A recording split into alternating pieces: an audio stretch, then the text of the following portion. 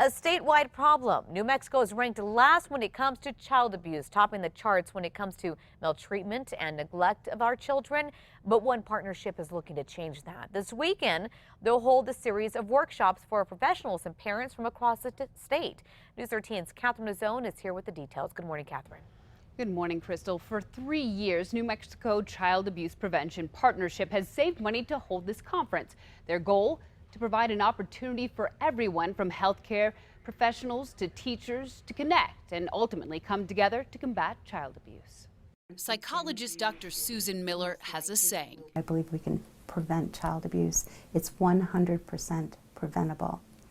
It is a choice that people make. It is not a disease. But in New Mexico, it's a choice many have made. In 2013, New Mexico had nearly 32,000 referrals for child abuse and neglect. Just last month, a daycare worker was charged with child abuse, caught on camera shaking a 6-month-old. And earlier this year, a mother and 2 of her friends were accused of beating her 14-month-old baby to death. Cases like these are why New Mexico ranks last when it comes to child abuse. We do not need to be number 50.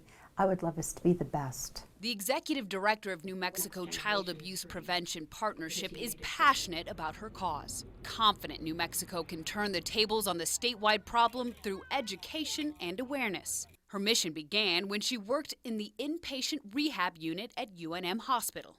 We saw the worst of the child abuse cases on our unit. And when I asked, these are babies, they have no voice, they can't tell anybody stop.